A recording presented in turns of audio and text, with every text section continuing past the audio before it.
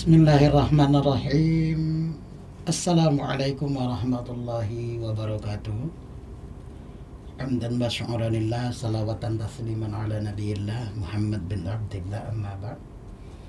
Ashhadu an la ilaha illallah wahdahu la syarikalah wa ashhadu anna Muhammadan abduhu wa rasuluh alladzi man la nabiyya ba'da. Allahumma shalli wa sallim alaihi. Rekan semua yang saya hormati dimanapun antum berada, mudah-mudahan kita semua diberikan Allah karunia, rahmat, berkah di dunia dan juga di akhirat. Alhamdulillah kehadirat Allah dan salawat taslim kehadiran baginda Rasulullah. Kita masih bisa melanjutkan kajian kita, kajian tauhid teman-teman semua, pada episode ketiga kali ini.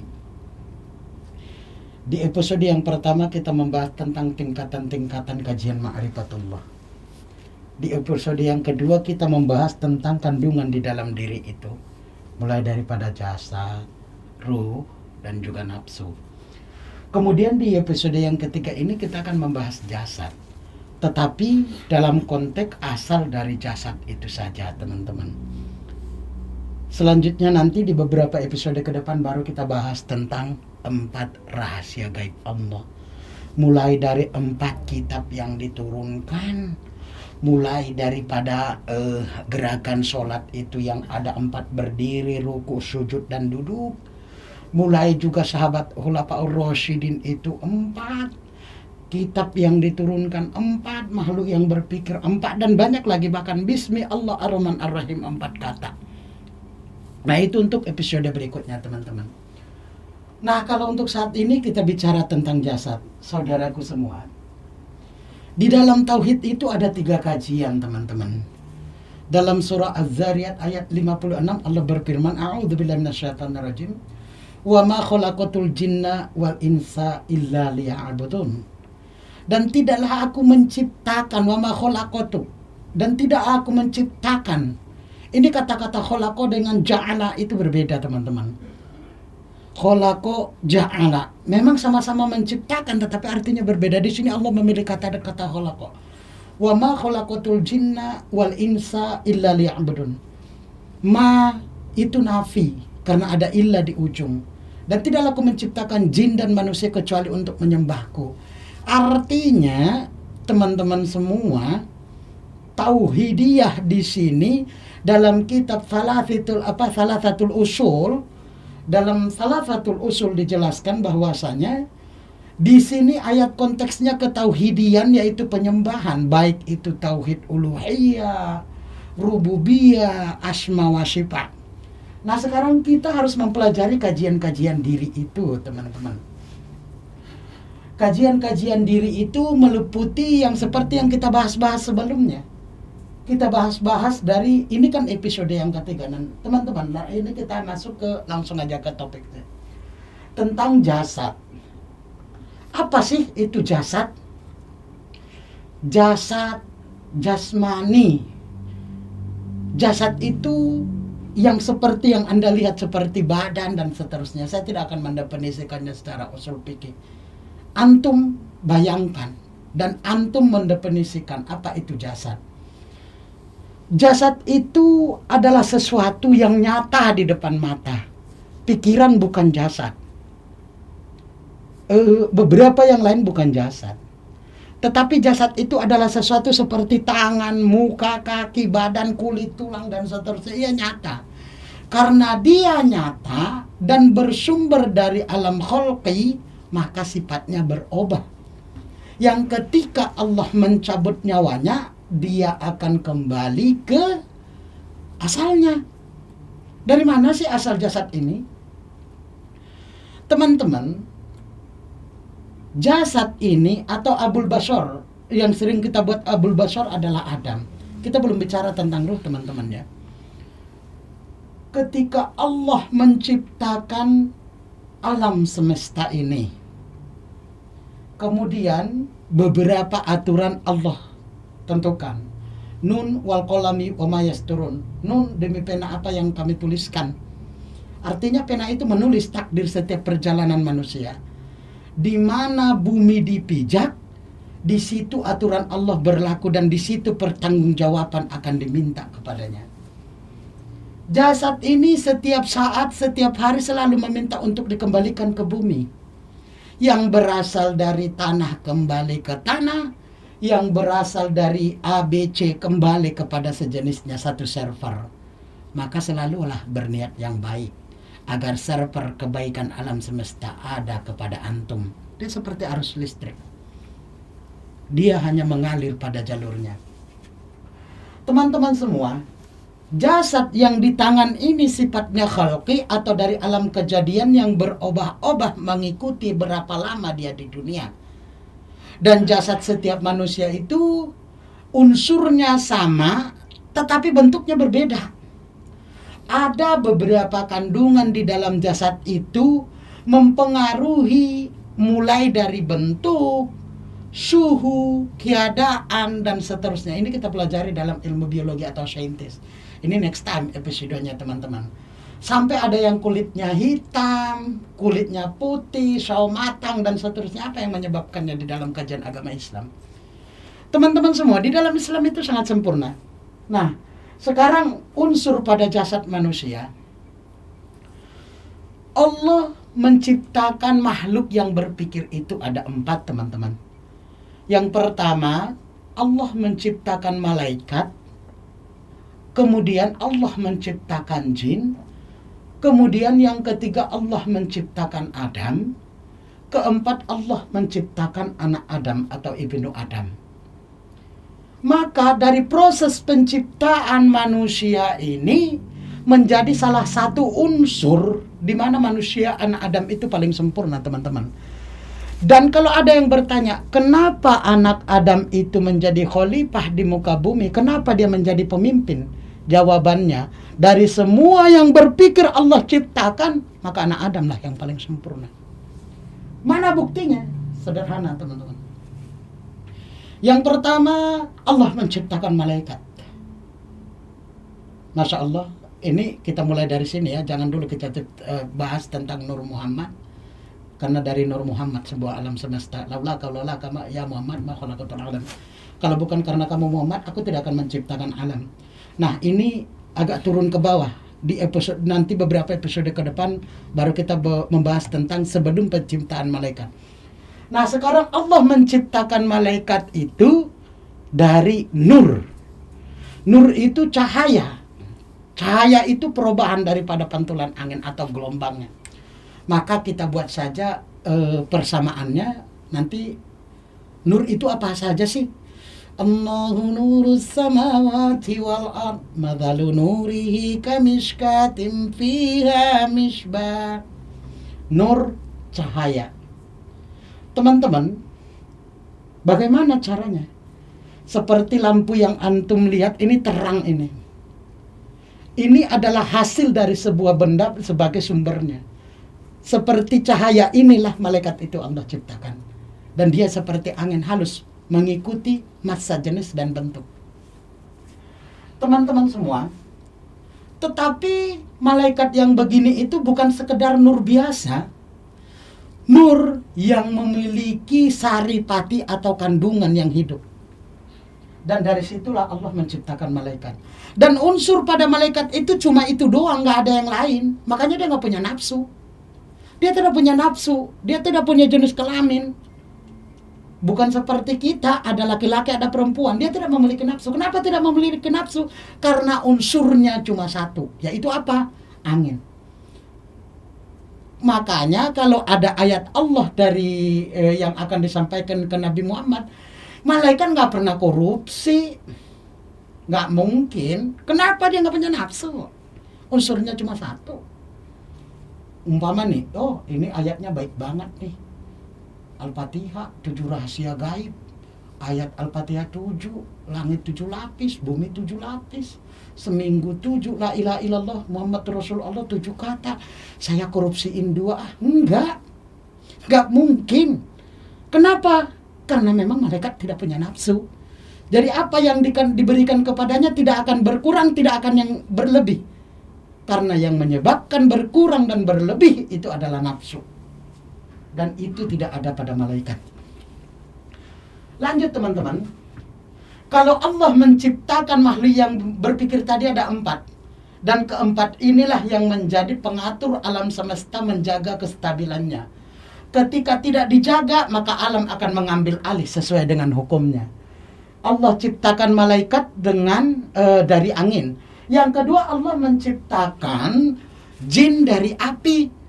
Jadi unsur dasar pada jin ini adalah api. Dan unsur pelengkapnya adalah angin. Maka unsurnya ada 2. Api, angin. Sehingga karena ada api di sini, api kemudian menjadi asap bertingkat nih. Maka jenis kelamin jin itu ada. Ada laki-laki, ada perempuan. Ada nafsunya. Ada yang mempengaruhi dia. Dan dia adalah makhluk yang berpikir. Apa yang menyebabkannya berpikir? Yaitu angin tadi. Sumber dari angin itu yang menyebabkan dia berpikir. Sirkulasi udara di dalam jasadnya. Itu next time kita bahas. Bagaimana orang gila itu menjadi gila, bukan atau kejiwaannya. Sirkulasi apa yang ada di sana. Teman-teman, kalau Allah menciptakan jin itu dari api, maka sumbernya adalah api yang dilengkapi dengan angin dan unsurnya menjadi 2. Alam malaikat dengan alam jin ini berbeda. Dari mana? Karena malaikat cuma 1 unsur dan dia sangat halus. Malakut. Nah, alam kedua masih halus. Apa itu? Api dan angin. Halus banget. Masuknya, yaitu Hawa. Dan Allah menciptakan makhluk itu berpasang-pasangan. Kalau ada yang bertanya, kenapa Allah menciptakan Hawa dari badannya Nabi Adam? Allah kan menciptakan berpasang-pasangan, teman-teman. Dan Allah melengkapi Nabi Adam itu dengan nafsu, yaitu api, sama seperti jin. Ada unsur api di dalamnya. Masya Allah. Dan ketika ada nafsu atau api, maka wajib baginya beribadah. Wajib baginya beribadah. Wajib baginya melakukan aturan-aturan Allah yang akan diminta pertanggungjawabannya. Sama seperti Adam, teman-teman. Dan kenapa dia dibuang dari sorga? Ya ada unsur di sana, teman-teman. Itu next time kita bahas. Dan dia memang diciptakan untuk ke dunia, dan di sorga adalah prosesnya. Lalu kenapa dia pernah ditempatkan di sorga? Nah, karena dia nggak ada angin, teman-teman. Karena dia nggak ada air. Beda dengan anak Adam. Anak Adam Allah ciptakan yang pertama adalah unsur dasarnya adalah air. Pelengkapnya adalah tanah, api, angin. Di mana ini datang? Proses di dalam janin dan proses setelah dia terlahir. Nah, karena proses dari air inilah makanya manusia kalau ingin mau ke sorga, tinggalkan dulu unsurmu. Apa itu air? Inna a'tainakal kautsar. Sesungguhnya kami telah belikan kepadamu telaga al-kautsar. Fasholli Rabbi.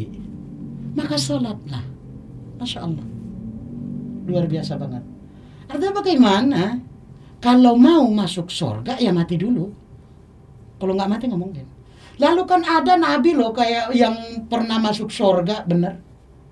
Pernah. Dan inilah yang perlu kita kaji. Bagaimana membagi keempat unsur ini.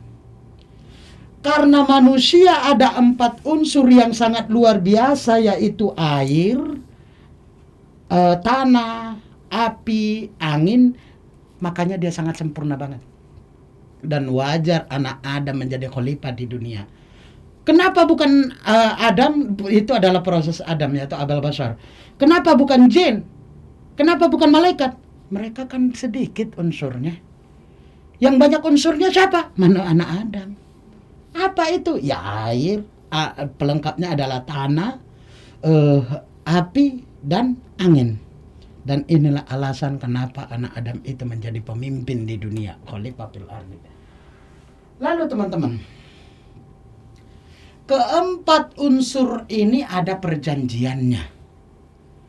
Perjanjian antara unsur yang satu dengan unsur yang lain. Sehingga karena perjanjian inilah mereka menyatu di dalam jasad dan mempengaruhi jasad. Dan dia adalah unsur saripati yang hidup.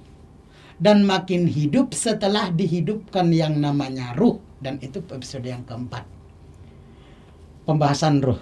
Dia itu adalah unsur saripati yang hidup. Bukan saripati yang ini ya. Itu kulitnya hitam tuh, berarti unsurnya itu hitam. Enggak, itu enggak ada hubungannya. Itu putih banget kulitnya, berarti itu unsurnya adalah tanah yang putih. Enggak. Di sana ada pengaruh rasa, suhu, taste kalau dalam bahasa Inggrisnya, bahasa Spanyol, taste. Ada rasanya. Dan rasa inilah yang mempengaruhi kualitas daripada di dalam badannya itu, biologisnya teman-teman. Nah itu nanti kita bahas itu di pembahasan selanjutnya. Kembali teman-teman, kalau Allah menciptakan empat unsur pada diri manusia, maka dari unsur ini jugalah Allah menciptakan akal itu. Seperti malaikat dengan angin yang menimbulkan akal, dan jin juga ada anginnya maka dia juga punya akal. Adam dengan akalnya juga, dengan anginnya maka dia juga punya akal. Anak Adam juga ada angin maka dia juga punya akal. Nah, dengan akal inilah jatuhnya kepadanya syariat atau kewajiban. Seperti malaikat kewajibannya dengan tugas-tugasnya dan tidak ada bantahan kepadanya. Jin dengan akalnya juga, mereka juga punya akal sama seperti manusia. Dan dengan akal itulah syariat dijatuhkan. Dan dia dilengkapi dengan api, makanya dia punya nafsu, punya keinginan, dan dia selalu berubah-ubah. Namun karena tidak ada unsur tanah dan air, maka dia halus. Apakah sama alam malaikat dengan alam jin? Tidak. Bahkan alam jin itu juga ada perbedaan yang lainnya teman-teman. Jin itu beberapa tingkat teman-teman, ada masanya. Sampai iblis juga ada dari alam jin, tapi keturunan jin yang keberapa itu nanti kita bahas. Selanjutnya teman-teman, keempat unsur inilah yang disebut menjadi unsur jasad yang mengikat kepada perjanjian. Sehingga setiap saat ini tanah pengen pulang, angin ini pengen pulang, api ini pengen pulang, air ini pengen pulang. Dia bosan dengan kita. Lalu bagaimana dia agar tidak bosan? Tidak ada. Tidak ada. Dia selalu bosan dengan jasad kita ini. Makanya ketika kita berbuat baik, apa katanya? Tanah kuburan kita tuh memanggil. Udah, pulanglah kemari. Kami yang bisa menyenangkan kamu supaya kamu tahu betapa nikmatnya akhirat itu. Ketika kita berbuat jahat, tanah itu manggil lagi. Sini biar ku pencet kau. Biar kamu tahu. Biar kamu tahu itu betapa sakitnya itu, begini dan seterusnya. Artinya kita berbuat baik, dia panggil supaya kita bisa bahagia di akhirat. Ketika kita berbuat buruk, nah tanah itu juga memanggil agar dia bisa menyiksa kita dan teman-teman semuanya. Selanjutnya teman-teman, di dalam 4 rahasia gaib Allah, termasuk dari penciptaan jasad manusia itu masuk dalam kategori 4 rahasia gaib Allah. Mulai dari penciptaan Adam sendiri, mulai dari penciptaan malaikat, penciptaan jin, penciptaan Adam, penciptaan dan anak Adam. Nah, setelah Allah menciptakan akal pikiran manusia, ada saatnya akal pikiran itu tidak berfungsi. Ada saatnya. Apa yang mempengaruhinya? Itu next time, teman-teman. Lalu bagaimana akal pikiran itu menempati pikiran? Akan kita bahas, teman-teman. Pikirannya anak kecil dengan pikirannya orang dewasa itu berbeda. Pikirannya petani dengan pikirannya bengkel itu berbeda. Bagaimana pikiran ini terpengaruhi 4 unsur ini dan juga arus dan nafsunya, itu next time kita bahas. Tetapi yang penting adalah di papan tulis ini Anda bisa lihat, jasad itu ada bersumber dari angin, ada anginnya dan dia berasal menjadi malaikat. Ada api, dan api itu jin asalnya. Ada tanah, dan tanah Allah ciptakan Adam. Air, dan Allah ciptakan anak Adam, ibnu Adam. Nah, keempat makhluk inilah yang berpikir. Yang ini cuma 1 unsur, yang ini 2 unsur, yang ini 3 unsur, dan yang ini 4 unsur. Karena 4 unsur inilah maka wajib baginya untuk menjadi khalifah. Dari semua makhluk yang Allah ciptakan, cuma ada anak Adam yang paling sempurna. teman-teman semua, dan ini sering kita ucapkan loh di waktu sholat. Inna sholati, sholatku. Malaikat, karena dia tulus, nggak ada kok bantahan dia. Apa yang perintahkan Allah itu dia lakukan. Wa nusuki, pengorbananku. Wa mahyaya, hidupku. Wa mamati, matiku. Lillahi rabbil alamin. Semuanya milik Allah. Udah nggak ada milik kita. Makanya keempat ini akan kembali. Tidak akan tersisa untuk kita. Sampai di dalam ayat Al-Quran Allah berfirman, kalau manusia itu mati, maka yang tersisa adalah tulang ekornya. Kemudian Allah berfirman, dari tulang ekor itulah nanti tumbuh lagi bentuk jasad manusia. Dari mana kita mengambilnya? Ya dari sini. Dan ini sering kita baca di dalam sholat, yaitu doa iftitah. Mana itu? Ya ini. Inna sholati wa nusuki. Ini ada orang bilang wa nusuki, itu salah. Wa nusuki, wa nusuki, nggak ada panjang di situ. Wa mahyaya, hidupku, wa mamati, dan inilah 4. Kalau ditambah lagi teman-teman masih banyak nanti kata lagi. Ini saya berdiri dulu teman-teman. Di sini ada kata bismi Allah Ar-Rahman Ar-Rahim. Kalau saya tambahkan lagi di sini ada Al-Qur'an, Taurat, Jabur, Injil. Kalau saya tambahkan lagi masih banyak teman-teman. Mulai dari pada gerakan sholat lah, berdiri, ruku, apalagi sujud, duduk. Ada 4 lagi. Masih banyak ini 4 rahasia gaib. Dan ini yang akan kita bahas teman-teman. Dan yang lebih luar biasa teman-teman. Hamzah itu cuma mau berteman dengan 4 huruf loh. Hamzah di atas alif, Hamzah di atas waw, Hamzah di atas ya, dan Hamzah di atas kaf. Asalnya Hamzah adalah berdiri sendiri. Dan kadang-kadang dia ada di atas kaf kalau dia lagi sendirian. Dan Hamzah itu akan hilang kalau kafnya itu bersambung. Malaikat. Dia ada kalau iya kah. 4 rahasia gaib. Dan itu akan kita bahas selanjutnya. Nah ini kesimpulannya teman-teman tentang jasad ya teman-teman. Kemudian di episode selanjutnya baru kita bahas tentang 4 rahasia gaib. Serta unsur dari keempat ini mempengaruhi jasad. Dan perjanjian apa saja pada mereka. Sehingga di dalam jasad mereka tidak berantem loh. Ada api, ada air, tapi sama-sama hidup. Di badan ini menyatu mereka. Tapi di luar dari jasad mereka saling mengalahkan. Angin kencang dikalahkan gunung. Masya Allah. Api nyala dimatikan air. Masya Allah. Angin di mana ada api di situ ada angin. Mereka selalu bersahabat. Nggak ada angin mati. Nyalakan api tutup ke botol mati. Nggak ada angin. Dia menumpang pada hidupnya. Nah bagaimana mereka mengikuti perjanjian? Apa sih perjanjian antara api dengan angin di dalam jasad? Apa sih perjanjian tanah dengan air dan seterusnya itu next time. Saya tutup kalau ada kata ana yang salah kepada antum. Anda mohon maaf, kebenaran itu mutlak milik Allah dan kesalahan itu mutlak milik saya. Al-haqqu minallah wal batil minni. Wallahul muwaffiq ila aqwamit thariq. Wassalamualaikum warahmatullahi wabarakatuh.